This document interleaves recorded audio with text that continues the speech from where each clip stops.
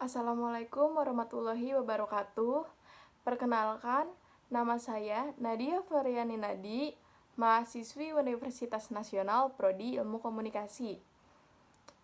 Dengan NPM 193516516417. Di sini, saya akan memberi penjelasan mengenai identitas diri dalam perspektif komunikasi antar pribadi dan budaya.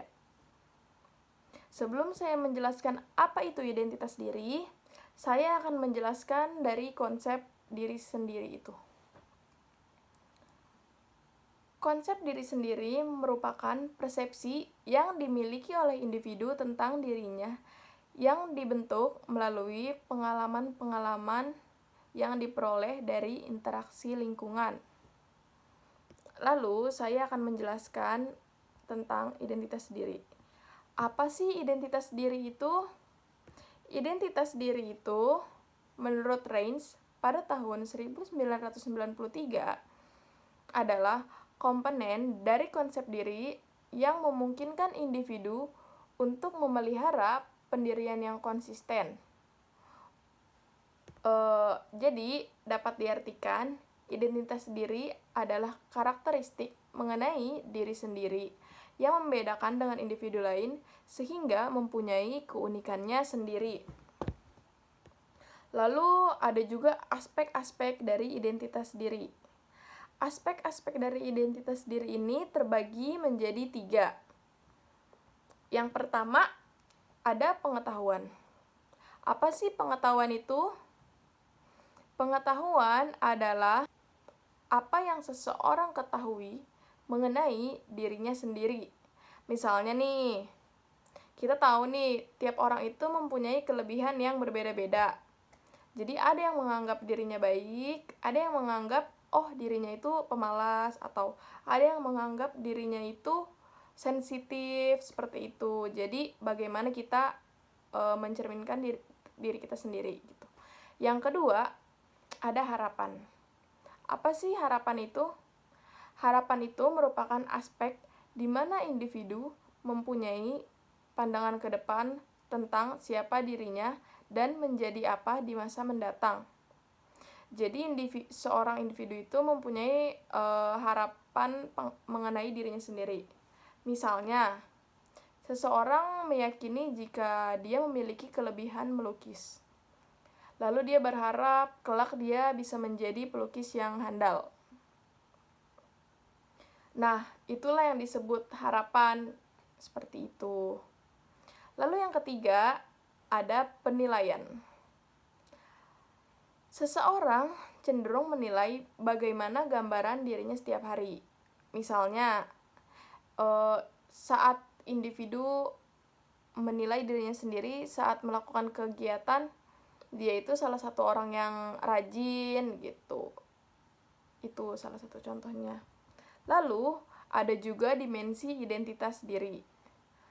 Menurut Agustiani, pada tahun 2006, konsep diri terbagi menjadi 2. Yaitu yang pertama, ada dimensi internal, atau yang biasa disebut juga dimensi internal adalah kerangka acuan internal atau penilaian yang dilakukan individu terhadap dirinya sendiri berdasarkan dunia di dalam dirinya. Lalu, dari dimensi internal ini juga dibagi lagi menjadi 3 bagian. Yang pertama, ada identitas diri. Apa itu identitas diri? Identitas diri ini berkaitan dengan individu itu sendiri. Misalnya, gambaran tentang siapa sih dirinya. Selain itu, berkaitan juga label yang diberikan kepada diri sendiri. Yang kedua, ada pelaku atau behavioral self. Apa sih pelaku itu? Pelaku itu merupakan persepsi individu tentang tingkah laku yang berisikan mengenai apa yang dilakukan oleh dirinya. Dirinya yang kuat ditunjukkan dengan kesesuaian antara diri identitas dengan diri pelakunya, sehingga ia dapat menerima dengan baik diri sendiri itu. Yang ketiga, ada penilaian diri. Penilaian diri ini berkaitan dengan kepuasan seseorang akan dirinya sendiri, atau seberapa jauh seseorang dapat menerima diri sendiri. Jika individu mempunyai kepuasan yang tinggi terhadap dirinya, maka ia memiliki kesadaran yang realistis dan kepercayaan diri yang tinggi. Begitupun sebaliknya. Jika seseorang tidak mempunyai kepuasan terhadap dirinya sendiri, maka ia akan mengalami ketidakpercayaan diri dan menimbulkan rasa rendah diri, seperti itu. Lalu yang kedua tadi ada dimensi eksternal. Tadi kan kita sudah menjelaskan apa itu dimensi internal. Lalu kita sekarang lanjut ke dimensi eksternal. Pada dimensi eksternal ini, individu menilai dirinya melalui hubungan dan aktivitas sosialnya. Misalnya biasanya berkaitan dengan sekolah, dengan organisasi, dengan agama, dengan pertemanan, begitu. Lalu, dimensi eksternal ini juga terbagi menjadi 5 bentuk. Yang pertama ada dari fisik. Jadi dari fisik ini biasanya menyangkut persepsi seseorang tentang keadaannya secara fisik. Misalnya, mengenai kecantikan wajah, lalu mengenai penampilan dirinya, misalnya kayak, aduh gue menarik atau enggak ya, gitu. Yang kedua, ada dari etika dan moral. Dari etika dan moral ini merupakan persepsi seseorang yang didasarkan pada standar pertimbangan secara moral dan etika. Hal ini berhubungan dengan Tuhan dan kepuasan akan agamanya dan nilai moral. Yang ketiga, ada pribadi atau personal self. Jadi personal ini merupakan persepsi seseorang mengenai keadaan pribadinya. Jadi dalam hal ini tuh biasanya menyangkut sejauh mana individu merasa dia menjadi pribadi yang tepat, gitu. Yang keempat, ada diri keluarga atau family self. Apa sih diri keluarga itu? Biasanya diri keluarga ini menunjukkan perasaan harga diri dalam kedudukannya sebagai anggota keluarga dan peran yang dijalaninya sebagai anggota keluarga. Misalnya, seorang ayah ini tugasnya menafkahi keluarga. Nah, seperti itulah jadi dia merasa berarti dia mampu buat menafkahi, seperti itu. Yang kelima, ada diri sosial. Diri sosial merupakan penilaian individu terhadap interaksi dirinya dengan orang lain maupun lingkungan di sekitarnya. Lalu setelah tadi kita membahas tentang dimensi dari identitas kepribadian, sekarang kita mau membahas tentang jenis-jenis konsep diri. Setiap orang mempunyai perbedaan dalam menerima dirinya sendiri maupun pendapat orang lain tentang dirinya. Maka setiap konsep diri yang muncul pasti berbeda. Dan karakteristik dari konsep diri tersebut itu tiap orang berbeda-beda.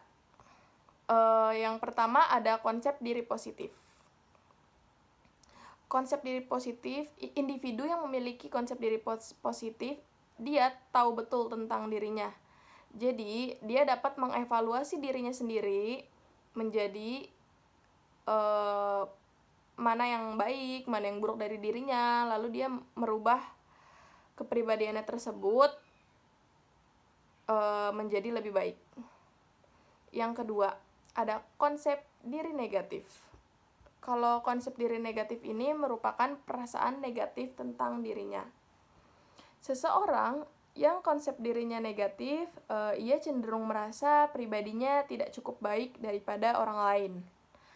Hal ini terjadi karena seorang individu menghadapi informasi tentang dirinya yang tidak dapat diterima dengan baik oleh dirinya sendiri. Jangan salah loh, konsep diri negatif ini juga bisa membuat seseorang depresi atau merasakan rasa cemas. Faktor-faktor yang mempengaruhi konsep diri. Yang pertama ada self-appraisal atau viewing self as an object. Istilah ini menunjukkan suatu pandangan yang menjadikan diri sendiri sebagai objek dalam kegiatan komunikasi. Yang kedua ada roles you play, role taking. Apa sih artinya? Jadi istilah ini memiliki maksud bahwa peran yang dijelaskan dengan konsep tentang pemilihan perilaku. Apa yang kita lakukan sebagai pribadi adalah meniru dari apa yang orang lain lakukan. Yang ketiga ada reaction and response of others. Jadi konsep ini itu tidak berkembang melalui pandangan kita terhadap diri sendiri, namun juga berkembang dengan interaksi kita terhadap orang lain gitu. Jadi konsep diri ini dipengaruhi oleh reaksi serta respon dari orang lain terhadap kita. Yang keempat, ada reference groups. Reference groups adalah kelompok yang dimana kita menjadi anggota di dalamnya. Jika kelompok ini dianggap penting, dalam arti mereka dapat menilai dan bereaksi pada kita. Hal ini akan menjadi kekuatan untuk menentukan konsep diri kita itu seperti apa. Seperti itu. Sekian yang dapat saya jelaskan. Mohon maaf apabila ada kekurangan dan ada kesalahan kata. Terima kasih. Wassalamualaikum warahmatullahi wabarakatuh.